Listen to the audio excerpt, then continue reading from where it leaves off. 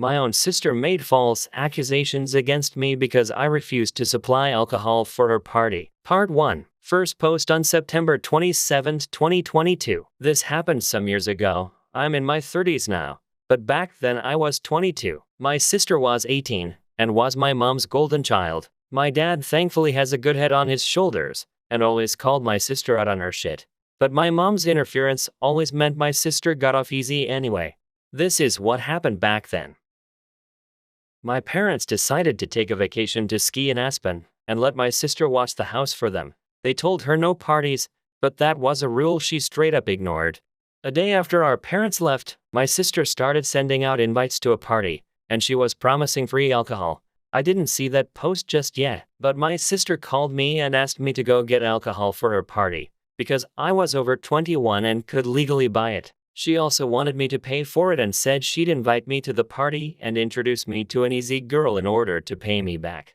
I told her that I wasn't going to break the law to make her happy. She should never have told people her party would have alcohol. She screamed at me over the phone that I was ruining her life, and that she couldn't take back the invites now that they were all over her Facebook. I looked at her post and facepalmed. I told her that what she did was really stupid, and she and her friends were all underage, so it's illegal. She tried to say it'd only be illegal if I narked on them. I said I wouldn't narc, but I wasn't going to buy her booze either. She screamed at me some more, so I hung up the phone. Well, that night my sister had the party, and someone called the police for underage drinking. After being arrested and confronted by police later on, my sister threw me under the bus and said that I'd supplied the alcohol she was using. Turns out she actually broke into Dad's liquor cabinet and thought it'd be better to frame me for her crime.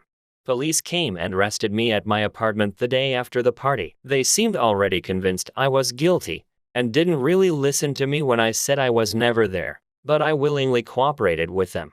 At the station, I told them the whole story and got them to look at my sister's Facebook post. Thankfully, there were a few people there who listened to me, but I still had to sit the night out in a cell while my parents were called. My mom and dad flew back home overnight and bailed out both my sister and I, but my mom tried to make my dad leave me in jail because my sister had told them her lies as well. But my dad took the time to talk to me and look at my sister's Facebook, so he believed me. This caused a fight between him and my mom. When they got home, my dad discovered my sister had broken into his liquor cabinet and spoke to police on my behalf. My mom, however, still wanted the blame to fall on me because, as she put it, the charges were ruining her baby's future. But my innocence was further proven by the fact that I and my car were seen on CCTV when I left work, and when I arrived at home soon after, as the apartment I was living in then had CCTV cameras to watch the parking lot. My car did not move from there for the rest of the day and night. In my sister's story to police, I had driven out and gotten the alcohol for her, but I wasn't seen on CCTV in any liquor store in the county, and my bank account showed no transactions buying alcohol. My parents' house also had a camera at the front door, and my car was never seen in the driveway that day. After being confronted with those facts, my sister's story changed to saying I already had the alcohol and gave it to her at my apartment. But my sister's car had never showed up at my apartment either, and there was like 3 cheap beers in my apartment fridge and no hard alcohol. My sister finally had to give up on her lies, and my parents were severely disappointed in her, but my mom still tried to convince me to take the fall for my sister. She came to my apartment and actually demanded that I tell police that it was all my fault. I said I wasn't going to ruin my future for my sister. She refused to leave and went from demanding to begging. She even got on her knees and tried to convince me that she and my dad would make everything okay in the long run if I just took the blame now. I said I'd rather live my life poor than have that felony on my record. She threw a huge fit and started throwing things because I refused to do as she wanted. I threatened to call police and she left my apartment cussing me out like a mad woman. I've never heard so many F-bombs out of her before or since, but she kept them up all the way to her car and followed it up with saying she should have aborted me before driving off. I called my dad right away and told him everything that happened. He was insanely pissed and got in a huge fight with my mom as soon as she got home. She didn't even deny anything she said or did, because she deemed it would have been for the greater good of their daughter. But my dad told her that she couldn't destroy me to save my sister. Then he threatened to divorce her if she didn't try to make things right. She ended up sobbing and then saying she'd do whatever he wanted. My dad said that it was couples and family counseling, or it was divorce. My mom signed a prenup before she married him, and really had no choice. In the family counseling, I called her out on how she always believed my sister's lies. My sister tried to say they were not lies, but each one I pointed out from over the years said otherwise. I'd taken the time to write a list of all the ones I could remember from the past decade that had all been proven she lied, and my mom and sister were forced to stay silent as I read them all. They tried to interject repeatedly, but my dad and the counselor silenced them.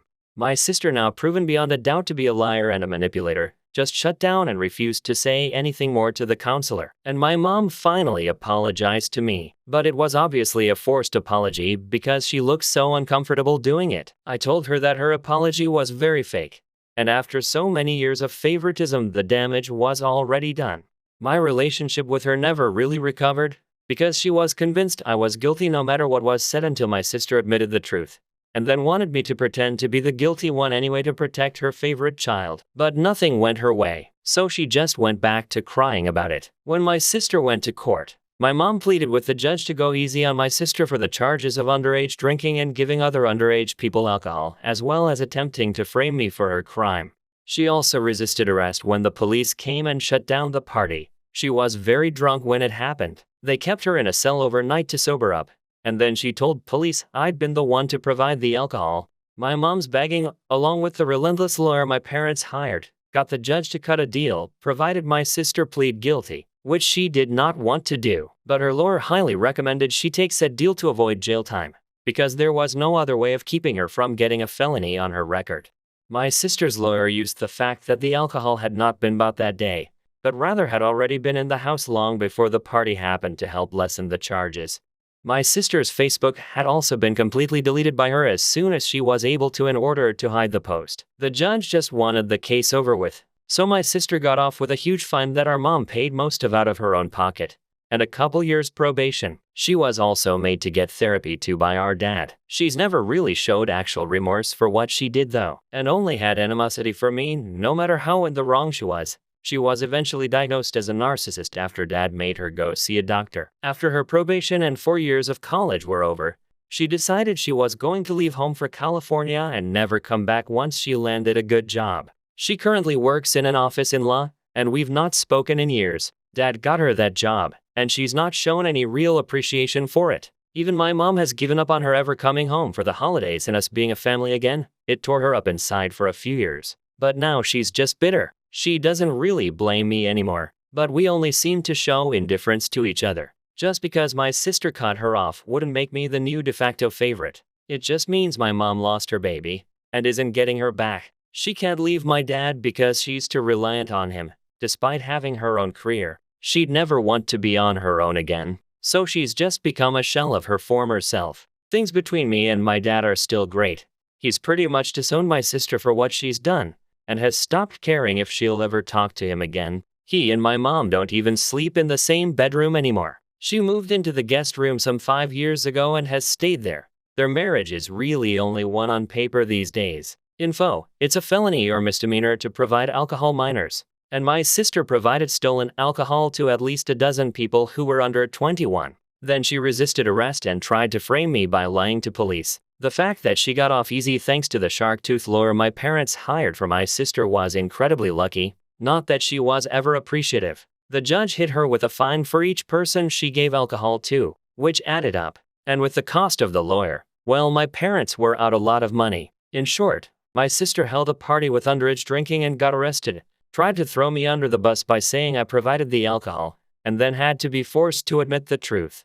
So my mom tried to make me take the blame anyway. My parents nearly divorced, my sister got off easy in court, and ran off to California after college, then ghosted us all, even our mother who did nothing but stick up for her. Edit: yes, my parents are wealthy, especially my dad as he's a business owner. He owns several businesses actually, one big one and a few smaller ones. He even owns one of the local gas stations, and the town we live in is full of bored police that are just itching to get some action. I also heard that a couple of the minors arrested at that party were the kids of police as well, which did not help my odds when the cops came for me. The reason the investigation went as far as it did is because my dad pushed it through. I also went out of my way to provide some of the evidence, like the CCTV from my job, my apartment complex, and my bank statements showing I didn't buy the alcohol. The rest my dad pushed for. He had a lawyer get the CCTV from every liquor store in the county for that day. Though my mom tried to talk him out of doing so, in the end this took way too much to prove my sister was a liar,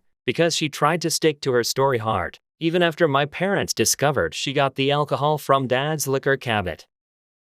And yes, my parents lost a ton of money basically paying off the court to dismiss most of my sister's charges. My sister had to pay like 10%. That's about it. And that's just the little bit my parents made her pay. They still paid for her college after that as well. So people calling this out as rich people drama are exactly right, because it is just that. At the time this went on, I was still in college myself, but my dad insisted I have a part-time job to learn the value of work, and he was exactly right about that. My family is wealthy, but my dad tried to keep me from acting spoiled growing up. I even bought my own first car with money I earned working part-time. But I can't say the same for my sister, as my mom treated her like a princess. The rest of the family as a whole also hates my sister after what she did back then.